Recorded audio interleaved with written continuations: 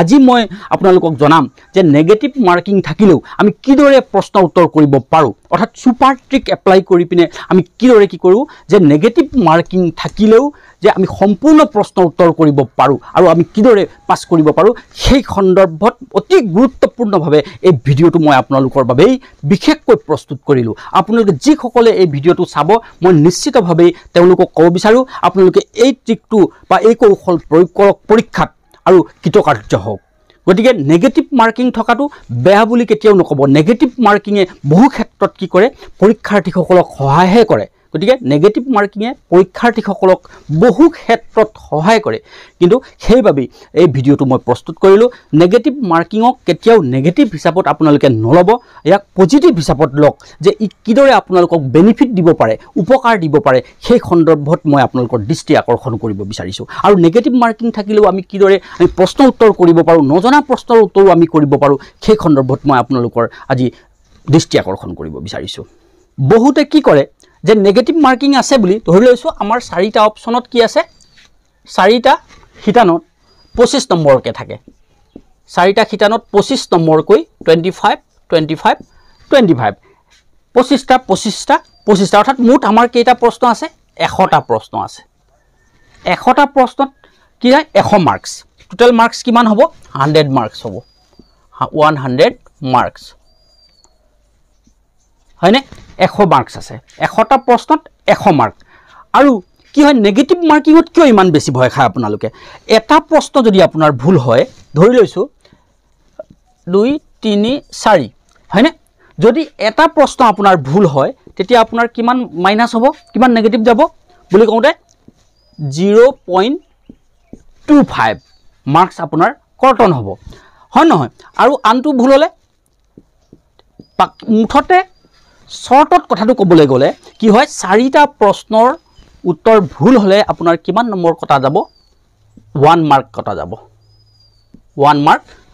Carton যাব। মানে যদি 4টা প্ৰশ্নৰ উত্তৰ ভুল হয় তেতিয়াহে 1 মাৰ্ক কটা যাব। গতিকে মই আজি আপোনালোকক কি দিম আপোনালোকৰ লাভ হোৱা উপায়টো মই দেখুৱাই দিম। কি কৰিব লাগিব যে মুঠ 100টা প্ৰশ্নৰ ভিতৰত আপোনালোকে 90টা প্ৰশ্ন কৰিবই লাগিব। 90টা প্ৰশ্ন আপুনি এটেম্প কৰিবই লাগিব ভুল হওক বা শুদ্ধ হওক কিন্তু আপুনি সুপাৰ ট্ৰিক এপ্লাই কৰি বা যি কৰি হ'লেও 90টা প্ৰশ্ন উত্তৰ আপোনালোকে কৰিবই লাগিব। আৰু এই কথাটো সদায় মনত ৰাখিব কি যে যেটো জেনাৰেল নলেজ এণ্ড এৱাৰনেছ সেইটোত অলপ হয়তো আপুনি 2-এটা যদি যেটো আপুনি একেবাৰে নোৱাৰো বুলি ভাবিছে 2-এটা তাত আপুনি কোৱেশ্যন এৰিব পাৰে বা মেথমেটিক্সত যেটো অংকশাস্ত্ৰ বা অংকগণিত তাত কি কৰিব একেবাৰে নোৱাৰা যেটো একেবাৰে আপোনাৰ যদি জ্ঞানেই হোৱা নাই তেনেকুৱা প্ৰশ্ন এৰিব পাৰিব বা অন্যান্য শিতানত যেটো একেবাৰে নোৱাৰা প্ৰশ্ন আপুনি সৰ্বমুঠ আপুনি 10টা প্ৰশ্নহে এৰিব লাগিব। যদি আপুনি এৰে তেতিয়াহ'লে 10টা প্ৰশ্নহে এৰিব লাগিব বাকি 90টা প্ৰশ্ন কিন্তু আপুনি এটেম্প কৰিবই লাগিব। তাৰ ভিতৰত প্ৰথমে আপুনি জনা প্ৰশ্নৰ উত্তৰবোৰ আপুনি কৰি ল'ব। সৰ্বপ্ৰথমে কি কৰিব আপুনি জনা যিখিনি আপুনি জানে যে এইখিনি মই আগত পাইছিলোঁ বা পঢ়িছিলোঁ মই পঢ়াৰ ভিতৰতে এইখিনি প্ৰশ্ন আহিছে সেই কথাটো জানি পিনে আপুনি প্ৰথমে জনা প্ৰশ্নৰ উত্তৰ সম্পূৰ্ণ কৰিব আৰু বাকি নজনা যিমানটা থাকিব মানে মুঠতে 90টা প্ৰশ্নৰ টাৰ্গেট আপোনাৰ 90টা প্ৰশ্নৰ টাৰ্গেট যদি ফাৰ্ষ্ট এটেম্পটত পাছ কৰিব বিচাৰিছে তেতিয়াহ'লে জনা কি কৰিব লাগিব 90টা প্ৰশ্নৰ কিন্তু হিচাপ কৰি ল'ব। যদি সেইটো কৰে তেতিয়াহে ফাৰ্ষ্ট এটেম্পটত পাছ কৰিব নহ'লে কিন্তু পাছ কৰাটো অসম্ভৱ। যদি আপুনি ভাবি লৈছে যে মই কি কৰিছোঁ যে মই হিচাপ কৰি মই এইকেইটা প্ৰশ্ন কৰিম এইকেইটা প্ৰশ্ন হ'লে মই ইমান মাৰ্কছ পাম গতিকে পাছ কৰিম সেইটো ভাবি যদি কৰে তেতিয়াহ'লে আপুনি ভবা যেটো শুদ্ধ উত্তৰ বুলি ভাবিছিলে সেই শুদ্ধ উত্তৰ বুলি ভবা প্ৰশ্নটো ভুল হ'ব পাৰে আৰু আপোনাৰ ভবা নম্বৰতকৈ আপুনি কম নম্বৰ পৰীক্ষাত পাব যাৰ ফলত আপুনি কি হ'ব আপোনাৰ ৰিজাল্টটো বেয়া হ'ব পাৰে। কথাটো বুজি পাইছে নহয়। ধৰি লওক আপুনি ভাবিছে কি মই কি 65টা কুৱেশ্যন এনসাৰ পাৰোঁ নিজেই পাৰোঁ গতিকে মই এইকেইটা কৰিলোঁ কৰি পিনে ভাবিছে যে আপুনি 65 পাই যাব আৰু পাছ কৰিব তেতিয়া কি হ'ব ৰিজাল্ট দিয়া দিনা আপুনি পাব পাৰে 50 বা 45 ইমানটো নম্বৰহে পাব কাৰণ আপুনি ভবা যেটো আপুনি ভাবিছে শুদ্ধ উত্তৰ সেইটো পৰীক্ষাত গৈ ভুল হ'ব পাৰে সেইটো হয়তো আপুনি বুজি নোপোৱাৰ বাবে বা কনফিউজনৰ কাৰণেও ভুল হৈ যাব পাৰে তাৰ বাবে মই কৈছোঁ। গতিকে মই আজি আপোনাক কি কৰিব বিচাৰিছোঁ যে আপুনি জনাখিনি আপুনি কৰিলে কিন্তু নজনা যেটো আপোনাৰ 90টা কুৱেশ্যনৰ ক্ষেত্ৰত কি সুপাৰ ট্ৰিক নজনা প্ৰশ্নৰ বাবে কি সুপাৰ ট্ৰিক এপ্লাই কৰিব সেই সন্দৰ্ভত মই আপোনালোকৰ আজি দৃষ্টি আকৰ্ষণ কৰিব বিচাৰিছোঁ গতিকে ভিডিঅ'টো অতি গুৰুত্বপূৰ্ণ হ'ব পাৰে আপোনালোকৰ বাবে যিসকলে অতি কষ্ট কৰি সকলে ভৱিষ্যতৰ সপোন দেখিছে তেনে পৰীক্ষাৰ্থীসকলৰ বাবে এই ভিডিঅ'টো অতি গুৰুত্বপূৰ্ণ হ'ব পাৰে আপোনালোকে এই ভিডিঅ'টো সম্পূৰ্ণৰূপে চাব আৰু বেলেগকো চোৱাৰ সুবিধা কৰি দিব আৰু আমাৰ এই চেনেল অধিকাৰী PS ৰিচাৰ্চ চেণ্টাৰলৈ সকলোকে স্বাগতম জনাইছোঁ আৰু আমাৰ এই চেনেলটো ছাবস্ক্ৰাইব কৰিব ভৱিষ্যতেও এনে ধৰণৰ যিকোনো কম্পিটিটিভ পৰীক্ষাৰ বাবে আমাৰ এই চেনেলত এনেদৰে ভিডিঅ'বোৰ আমি দি থাকোঁ যাতে আপোনালোকৰ পিছলৈ আহি থকা পৰীক্ষাৰ্থীসকলো যাতে লাভান্বিত হ'ব পাৰে তাৰ বাবে আমাৰ এই প্ৰয়াস ধৰি লওঁ আপুনি কি কৰিলে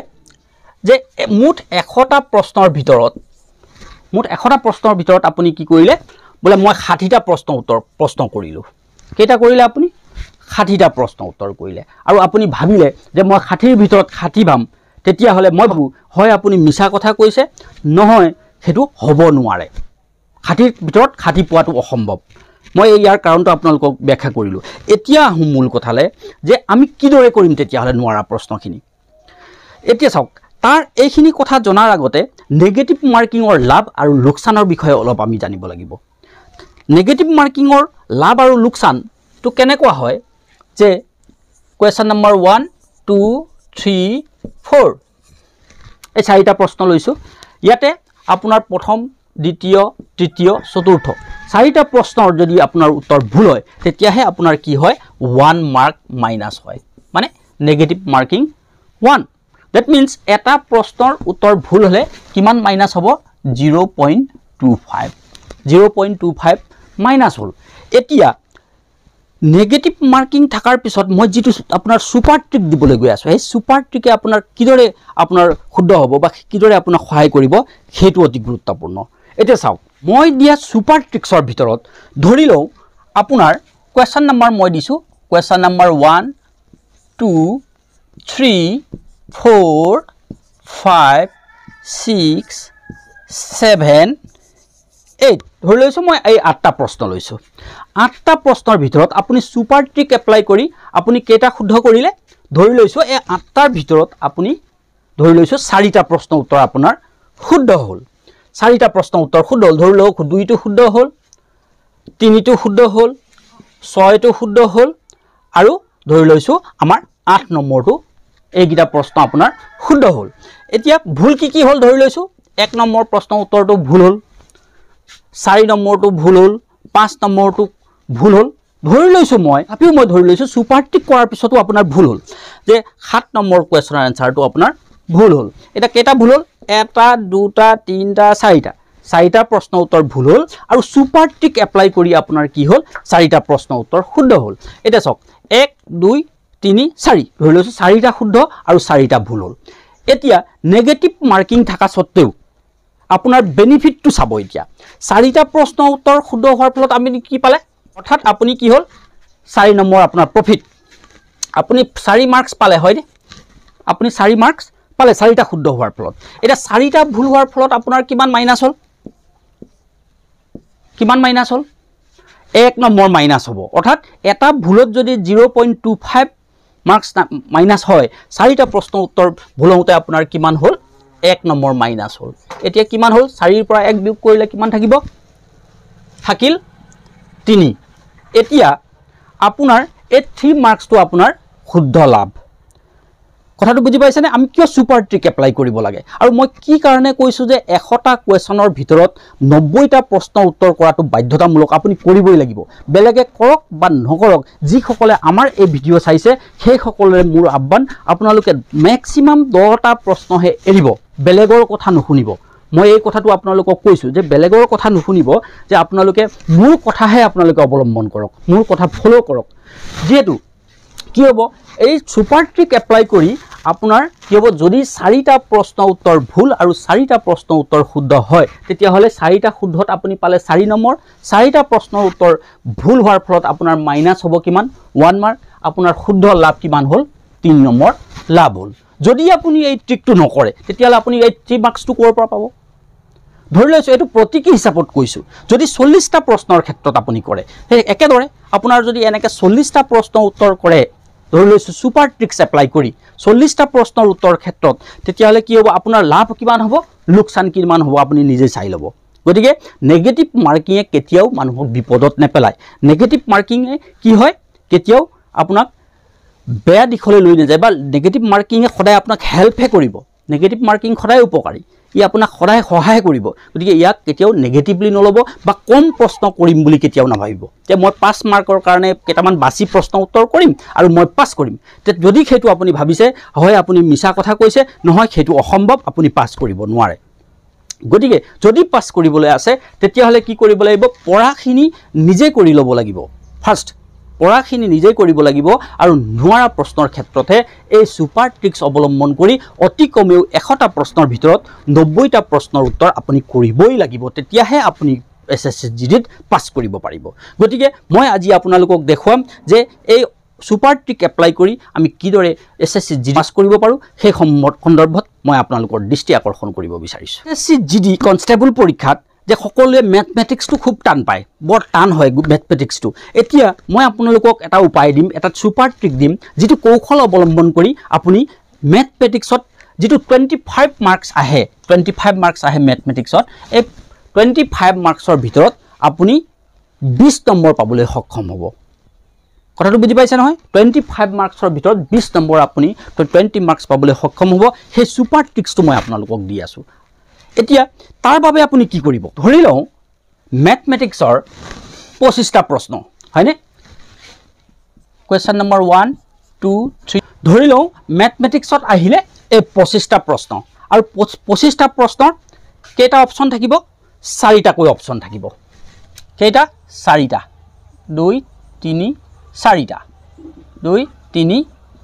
এনেকৈ 4টা অপচন থাকিব ধৰি লওঁ মেথমেটিক্সত অংকগণিতত কি আছে এই 25টা প্ৰশ্ন আছে আৰু 25টা প্ৰশ্নৰ বাবে 4টাকৈ অপচন আছে অৰ্থাৎ 4টা অভেল আছে এতিয়া মূল কথা হ'ল আপুনি এতিয়া কেনেদৰে আপুনি ধৰি লৈছো অংক কৰিব নোৱাৰে আপুনি এতিয়া কেনেদৰে এছএছচি জিডি কনষ্টেবল পৰীক্ষাত গণিতৰ প্ৰশ্ন উত্তৰ কৰিব ধৰি লওঁ তাৰ বাবে এই 25টা প্ৰশ্নৰ ভিতৰত আপুনি জনা বা আপুনি শুনি থকা বা আপুনি ঘৰত অধ্যয়ন কৰি থকা আপোনাৰ ধৰি লৈছো আপুনি 8টা বা 10টা প্ৰশ্ন উত্তৰ আপুনি কৰিব পাৰে ধৰি লৈছো মই এনে ধৰি লৈছো যে আপুনি 8টাৰ পৰা 10টা প্ৰশ্ন কৰিব পাৰে ধৰি লওঁ মই এই 10টা প্ৰশ্ন আপুনি কোনটো কৰিব পাৰিলে ধৰি লৈছো যে 23 নম্বৰ প্ৰশ্নটো আপুনি যেনিবা কৰিব পাৰিলে আপোনাৰ সহজ যেনিবা আপুনি জনা এটা প্ৰশ্ন আহিলে ধৰি লওঁ 23 নম্বৰ প্ৰশ্নটো জানে ইয়াৰ উত্তৰটো হ'ল সি আপুনি সিট কালাৰ কৰিলে হয়নে সিট কালাৰ কৰিলে সিটো আপুনি জনা হয়নে তাৰপৰা ধৰি লৈছো আপুনি 14 নম্বৰটো আপুনি জানে ধৰি লওঁ 14 নম্বৰ আপুনি জানে এইটো বি হ'ব গতিকে আপুনি ধৰক বিটো আপুনি ক্লিক কৰিলে বা ধৰি লওঁ কালাৰ কৰিলে যি কৰিলে এইটো কৰিলে হয়নে তাৰপিছত ধৰি লওঁ আপুনি 3 নম্বৰটো জানে এইটো যেনিবা সি হ'ব যি হ'ব আৰু পৰীক্ষাত যিটো হ'ব বি হ'ব পাৰে এ হ'ব পাৰে ডি হ'ব পাৰে যিটো হ'ব পৰীক্ষাত সেইটো কৰি ল'ব মই এনে আনুমানিক হিচাপত ধৰিছো ইয়াত যেনিবা আপোনাৰ সি হ'ব বুলি জানিলে সি হ'ল হয়নে তাৰপৰা এনেদৰে ধৰি লৈছো 18 নম্বৰটো জানে এইটো ধৰক সি হ'ব বুলি জানিলে হয়নে সি2 দিলে সি2 কৰিলে তাৰপিছত আপোনাৰ যেনিবা 17টো আপুনি জানে ধৰক বি হ'ব বুলি জানিলে বি দিলে এইটো মই কালাৰ কৰি দিছো ইয়াতে ভালকৈ কৰি ল'ব পৰীক্ষাত বা কম্পিউটাৰত হয়তো কম্পিউটাৰত ক্লিক কৰিব লাগিব গতিকে এইটো কৰিলে ধৰ 11টো আপুনি জানে ধৰি লৈছো বি হ'ব বিটো কৰি দিছো মই হয়নে এইটো বি কৰিলে 11টো আপুনি জানে ইটো আপুনি কৰিব পাৰে ইয়াৰ উত্তৰটো যেনিবা আপুনি জানিলে যে ডি2 হ'ব ডি2 কৰিলে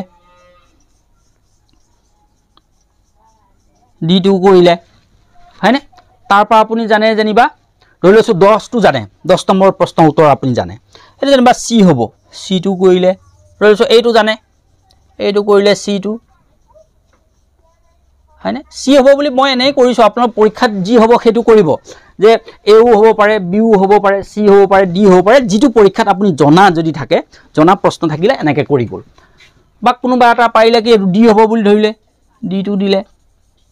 মুঠ এনেদৰে আপুনি কি কৰিলে ধৰি লওঁ 10টা প্ৰশ্নৰ উত্তৰ আপুনি কমপ্লিট কৰিলে 10টা কৰিলে যদি আপুনি 5টা পাৰে 5টা কৰিব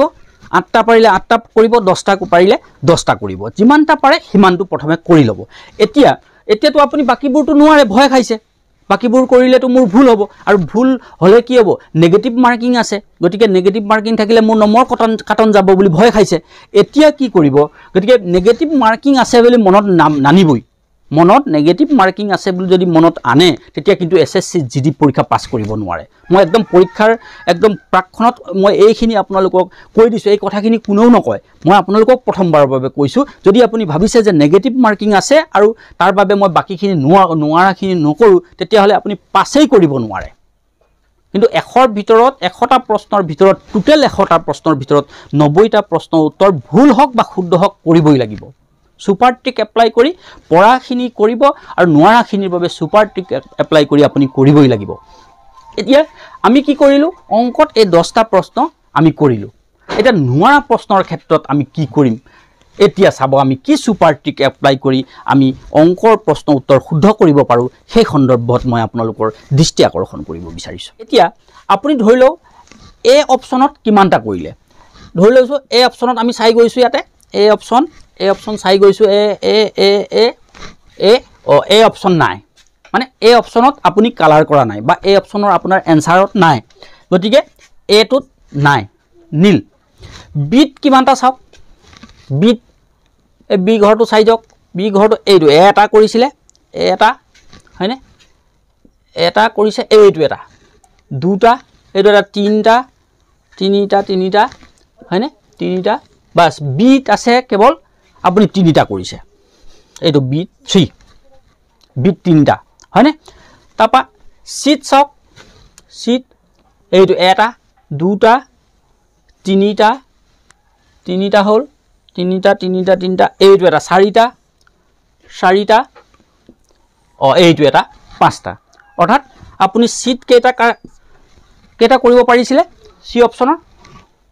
পাঁচটা তাৰপিছত আহিলে আমাৰ ডি লে আহোঁ ডিত চাই যাওক কোনটো ডিত কেইটা কৰিলে ডিত এটা এইটো এটা দুটা এইফালে নাই দুটা যেহেতু আপোনালোকে কম্পিউটাৰত পৰীক্ষা দিব আৰু সেইভাবে কি কৰিব যে কাগজত এনেকে এ বি সি ডি কে লিখি থব তেতিয়া ধৰক আপুনি কি কৰিলে বলে এত কিমানটা পঢ়িলে এ দিলো এবাৰ তে এক লিখিলে হয়নে তাৰপিছত বি দিলে যদি এক লিখিলে সিট দিলে এনেকে দাগ চিহ্ন নিচিনাকে দি যাব কিমানটা দিলে এনেকে কাখত দি যাব তেতিয়া হিসাবটো থাকিব কম্পিউটাৰত হোৱাৰ কাৰণে কাখতে কাগজত সেই বস্তুটো লিখি যাব কথাটো বুজি পালে নহয় এতিয়া কি সুপাৰ ট্ৰিক এপ্লাই কৰিব যেতিয়া আপুনি চাব যে কোনটোত আপোনাৰ বেছি সংখ্যা কত পৰিলে ধৰি লৈছো ইয়াত চাও এ বি সি ডি এত আপোনাৰ মুঠেও আপুনি কালাৰ কৰা নাই বিট কেইটা কৰিলে তিনিটা সিট পাঁচটা ডিট দুটা অৰ্থাৎ ম্যাক্সিমাম কিহত কৰিলে সিট পাঁচটা কৰিছে হয় নহয় মানে আটাইতকৈ বেছি হল আপোনাৰ পাঁচটা তাৰপিছত অলপ কম কোনটো তিনিটা এতিয়া বাকি যিবোৰ আপুনি কালাৰ কৰিব বাকি কালাৰ কৰিব লাগিব এই বি আৰু সিক বাদ দি বাকিবোৰতহে কালাৰ কৰিব লাগিব অৰ্থাৎ এটা ডিট আপুনি দুটা কৰি থলে কিন্তু এত হলে মুঠে কালাৰ কৰা নাই হয় নহয় এতিয়া এত একেবাৰে কালাৰ কৰা নাই সেই গতিকে আমি বাকি যিমানটা প্ৰশ্ন আছে অৰ্থাৎ আমাৰ 25টাৰ ভিতৰত 10টা আপুনি কৰিলে বাকি 15টা প্ৰশ্ন থাকি গল যে 15টা প্ৰশ্নৰ ক্ষেত্ৰত বাকি হয় আপুনি গুটেইখিনি এই এত কালাৰ কৰিব লাগিব নতুবা ডিট কালাৰ কৰিব লাগিব এ বা ডি ইয়াত সম্পূৰ্ণৰূপে কি কৰিব লাগিব কালাৰ কৰিব লাগিব ধৰি লও মই কৰি দিছো কি এ অপচনত গুটেইখিনি কালাৰ কৰিলো এতিয়া ইয়াত ধৰি লৈছো 3 নম্বৰ প্ৰশ্নত সিট কালাৰ কৰিছে যেটো আপুনি জানে কাৰণে কৰিছে এতিয়া এটো আপুনি নাজানে গতিকে এত আপুনি 1 নম্বৰটো আপুনি নাজানে 1 নম্বৰত কিহত কালাৰ কৰিম আমি এটোত কালাৰ কৰিম এইটো 1 নম্বৰ কালাৰ কৰিলো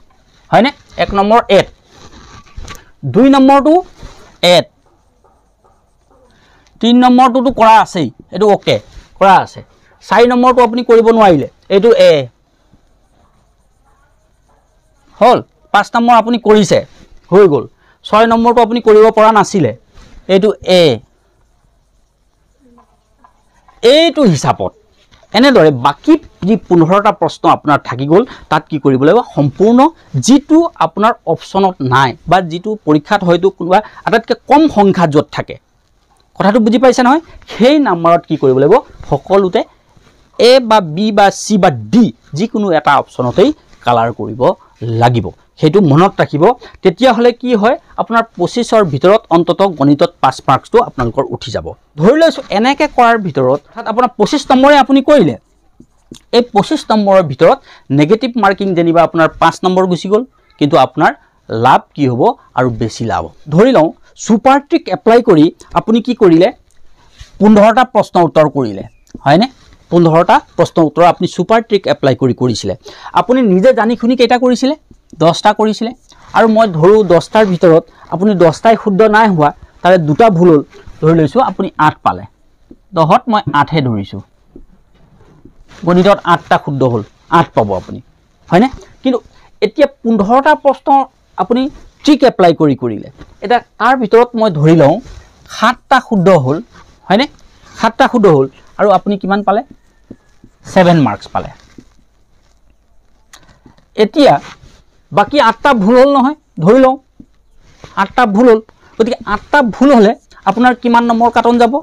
2 মাৰ্কস হ'ল নেগেটিভ মাৰ্কিংৰ কাৰণে 2 নম্বৰ কাটন গ'ল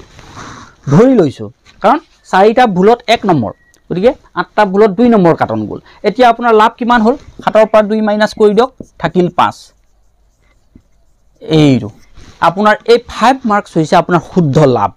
এইটো আপোনাৰ প্ৰফিট গতিকে ট্ৰিক্স এপ্লাই কৰক মই ভাবো যে আপোনালোকে যিমান পাৰে সিমান ট্ৰিক্স এপ্লাই কৰক ট্ৰিক্স এপ্লাই নকৰিলে কিন্তু এসএসসি জিডিত অতি মেধাবী সকলেহে পাস কৰিব পাৰিব যেটো মধ্যমবৰ্গীয় আৰু অতি কিছু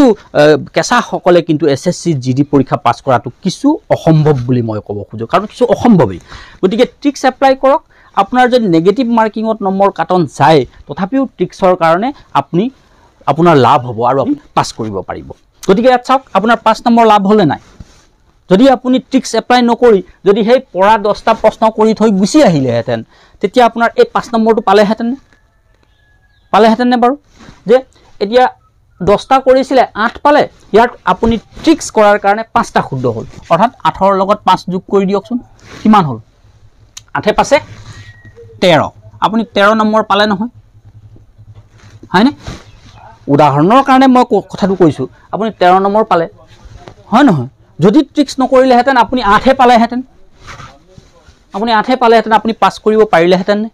পাস কৰিব নোৱাৰিলে হেতেন আৰু সেই কাৰণে এই ট্ৰিক্স এপ্লাই কৰক আৰু ট্ৰিক্স এপ্লাই কৰি পাৰে যদি 100% কোৱেশ্যনৰ এনসাৰ কৰিব আৰু যদি নোৱাৰে তেতিয়া হলে কিন্তু অতি কমেও 100টা প্ৰশ্নৰ ভিতৰত মুঠ 100টা প্ৰশ্নৰ ভিতৰত এই 90টা প্ৰশ্ন উত্তৰ কৰাটো আপুনি থিৰাং কৰক যে অতি কমেও 90টা প্ৰশ্ন উত্তৰ আপুনি কৰিব হেতু কিন্তু আপুনি থিৰাং কৰক আৰু যদি খুবেই আপোনাৰ এৰিবলগীয়া অৱস্থা হয় যে মই ট্ৰিক্স নকৰো তেতিয়াও কিন্তু কি কৰিব 10টা প্ৰশ্নহে এৰিব 10টা প্ৰশ্নৰ ক্ষেত্ৰতে আপুনি ট্ৰিক্স এপ্লাই নকৰিব কথাটো যেটো আপোনাৰ কোনো আইডিয়াই নাই ইয়াত আপুনি ট্ৰিক্স খটাব নোৱাৰিম বুলি ভাবিছে তেনেকুৱা বাছি 10টা প্ৰশ্নহে আপুনি এৰিব কিন্তু বাকি প্ৰশ্ন 90টা প্ৰশ্নৰ ক্ষেত্ৰত আপুনি কি কৰিব পৰাখিনি প্ৰথমে নিজে পৰাখিনি কৰি বাকিবোৰত কি কৰিব এই ট্ৰিক্স এপ্লাই কৰিব যেটো মই মেথছৰ ট্ৰিক্স দিলো সেই ট্ৰিক্সটো এপ্লাই কৰিব কথাটো বুজি পালে নাই আৰু এই ট্ৰিক্স এপ্লাই কৰা যেটো অলৌগুটি তলৌগুটি টুক্কা বুলি কয় এই টুক্কা এপ্লাই কৰাটো এটো কোনো ধেমালিও নহয় এটো এটা সাইন্টিফিক বস্তু এটো কোনো আৰবিটাৰি বা যাদৃচ্ছিক বস্তু নহয় যে ট্ৰিক্স এপ্লাই কৰাটো কোনো যাদৃচ্ছিক বা আৰবিটাৰি বিষয় নহয় যে ট্ৰিক্স হৈছে এটা বৈজ্ঞানিক বস্তু সাইন্টিফিক প্ৰসেস সাইন্টিফিক ওয়ে আৰু এই ট্ৰিক্স এপ্লাই কৰি বহু ইউপিএসসি পৰীক্ষাটো সফল হ'ব পাৰি ভৱিষ্যতে মই এনেকুৱা ভিডিও মই আপোনালোকক দিম যে ইউপিএসসি পৰীক্ষাত কিদৰে ট্ৰিক্স এপ্লাই কৰিব পাৰিম সেই সন্দৰ্ভতো মই ভৱিষ্যতে আপোনালোকক ভিডিও দিম কিন্তু আজিলে মই কেৱল কি কৰিছো যে এসএসসি জিডিৰ বাবে সহজতে আমি কিদৰে পাস কৰিব পাৰো সেই সন্দৰ্ভত মই আপোনালোকৰ দৃষ্টি আকৰ্ষণ কৰিলো আপোনালোকে আমাৰ ভিডিওটো সম্পূৰ্ণৰূপে চাব আৰু বেলেগকো চোৱাৰ সুবিধা কৰি দিব আৰু আমাৰ এই চেনেল অধিকাৰী পিএছ ৰিসাৰ্চ চেণ্টাৰটো সাবস্ক্ৰাইব কৰিব লাইক কৰিব আৰু বেলেগক চোৱাৰ সুবিধা কৰি দিব ভৱিষ্যতে এন্দৰে ভিডিওত পুনৰ লগ পাম আপোনালোকে কমেন্ট কৰিব আৰু কমেন্ট কৰি মোক কোনটো কথা বুজি নাপালে বা বাকি কি বিষয়ে আপোনালোকক ভিডিও দিব লাগে কোনখিনি দিলে আপোনালোক উপকৃত হ'ব সেইখিনি মোক কমেণ্ট কৰিব মই তাৰ পিছত বেলেগ ভিডিঅ' আপোনালোকক দিম আপোনালোকে যিটো প্ৰশ্ন সুধিব সেই প্ৰশ্নৰ বা কোনটো শিতানৰ প্ৰশ্ন লাগে মেথছ লাগে ৰিজনিং লাগে হিন্দী লাগে তৰ্কশক্তি লাগে যি লাগে যিটো বিষয়ে আপোনালোকক প্ৰশ্ন লাগে বা ট্ৰিক্স লাগে সেই সন্দৰ্ভত মোক কমেণ্ট কৰিব মই কমেণ্টৰ আপোনালোকক উত্তৰ দিবলৈ সদায় প্ৰস্তুত হৈ থাকোঁ আৰু যিটো হিচাপত আপোনাক ভিডিঅ' লাগিব সেই ভিডিঅ'ৰ বিষয়ে মোক জনাব মই আপোনালোক সেই সন্দৰ্ভত ভিডিঅ' আপোনালোকক প্ৰদান কৰিম গতিকে আজিলৈ ইমানেই আপোনালোকৰ যি ইচ্ছা যে SSC GD পাছ কৰা আপোনালোকে যেন SSC GD পৰীক্ষা পাছ কৰিব পাৰে তাৰ বাবে আপোনালোকক শুভেচ্ছা জ্ঞাপন কৰিছোঁ গতিকে আজিলৈ ইমানেই